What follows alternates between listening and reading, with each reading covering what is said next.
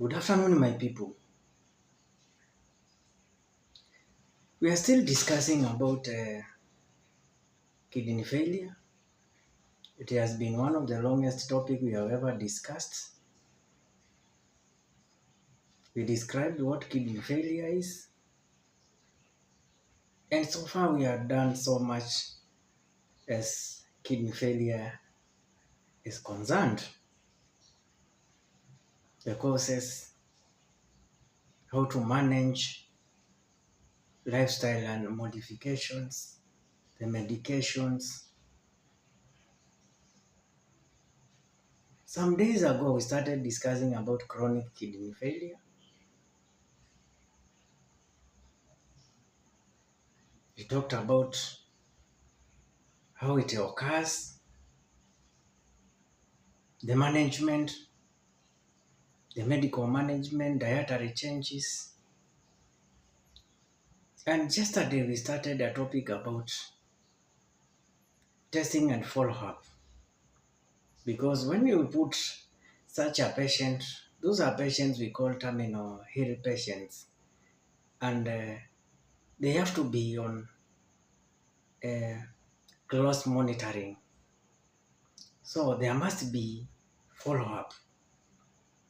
And before we continue, if you are watching this channel for the first time, please take a second or two, hit the subscription button, and don't forget to put the notification bell on so that whenever I produce a video like this, YouTube will automatically notify you and you'll never miss any of our videos. For the returning subscribers, I always appreciate you guys because the success of this channel is highly dependent on you. Thank you for the support because the far I've gone is because of you. So let's continue sharing these videos so that many people can benefit from this channel. And for those who are appreciating my work, I also appreciate you people. And let's continue cooperating and make this channel a success. Let's continue with our discussion about testing and follow-up. A doctor may also prescribe or may prescribe medication to support your bone health, and this includes the following. The doctor may also prescribe medication to support your bone health, including calcium supplements, because such people always have problems with their bones. Their bones becomes weak. So you can give calcium supplements, vitamin D supplements, as vitamin D is essential for calcium absorption. So for the calcium to be absorbed back to the body, vitamin D must be present. We can get it naturally from the sun, but when it goes so low, we have an injection for that, which can supplement that. So we have phosphate binders, which is a high level of phosphates, can reduce calcium absorption. A doctor may also prescribe medication to support your bone health and include calcium supplements, vitamin D supplements, as vitamin D is essential for calcium absorption. Phosphate binders, as high levels of phosphates can reduce calcium absorption. So phosphate binders reduce the phosphate levels in your systems so that calcium can be absorbed, because when the phosphates are on the higher side, calcium would not be absorbed back to the body. A point to note, antihistamines can help relieve itchy skin, and emetics can help with nausea. Such patients may develop some itchiness of the body. So if you give antihistamines, for example, Piriton, you can also give what do we call it, cetirizine. Those are antihistamines and can help to reduce the itchiness. You can also give antiemetics or drugs that can prevent the feeling of nausea or vomiting. Let's talk about diet. The doctor may also recommend on certain dietary changes. You have to change your diet, as we have been saying all along. The doctor may also recommend certain dietary changes, including reducing intake of certain nutrients, which include, so there are some certain nutrients you can increase and others you can decrease depending on the level of your condition. So the doctor may also recommend a certain dietary changes, including reducing intake of certain nutrients, which include protein. So you have to reduce intake of proteins. As your body processes proteins, it creates products.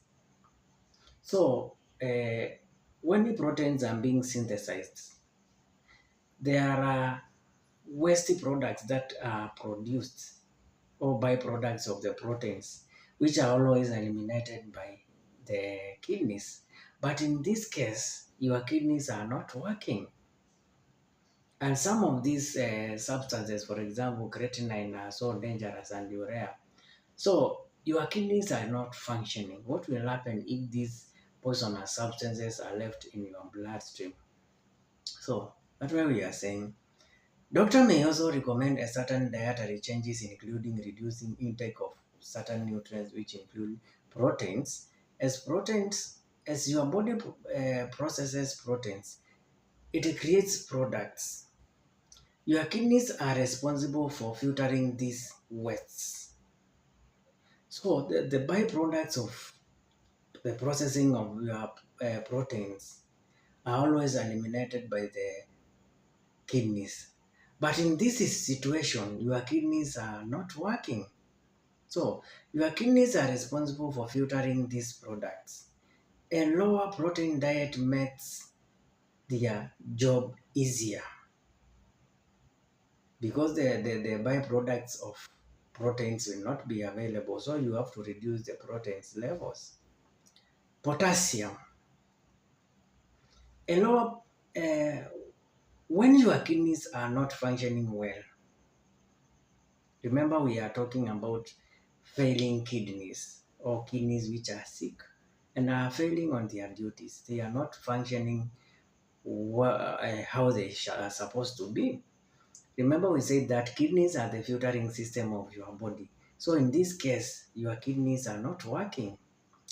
So when your kidneys are not functioning well, they may not filter potassium properly. In people with chronic kidney failure, high levels of potassium or hyperkalemia can be life-threatening.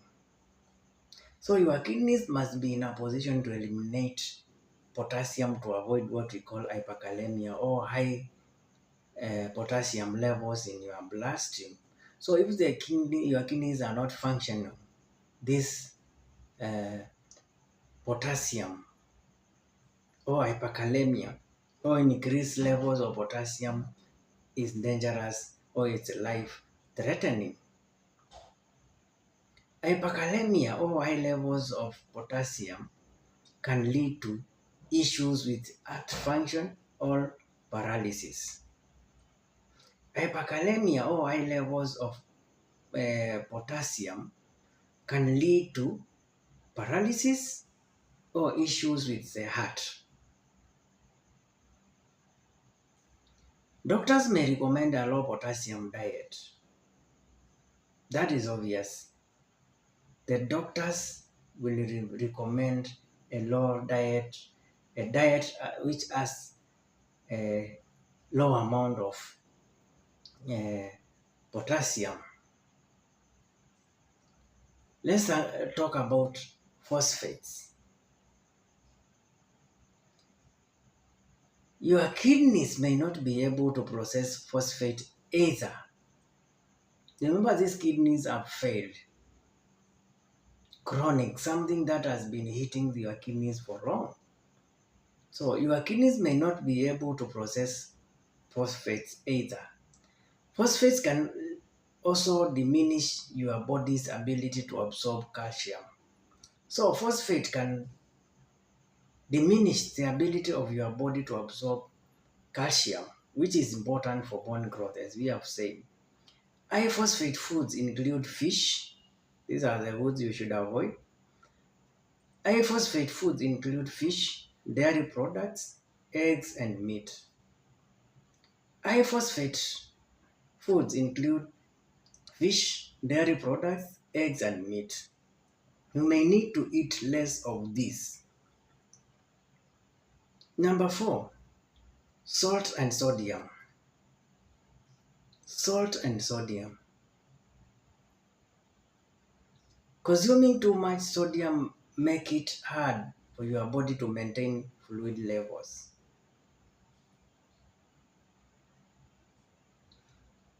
Consuming too much sodium make it hard for your body to maintain fluid levels. Reading labels may help manage your fluid intake. This marks the end of our video today. Thank you for your time, guys. Let me also appreciate those who are giving out their topics and those who are exercising their patience waiting for their topics to be discussed. That is the spirit we want, because these videos are not always easier to make. It needs a lot of time and a lot of input. So if you be patient enough, because you might have given a topic and you will find that we are tackling a long topic like the one we have had about kidney failure. I decided to go deep slowly by slowly because it's an important organ in our body and we have to know everything about it. So let's be patient and all our topics will be discussed. Let's have a lovely day ahead.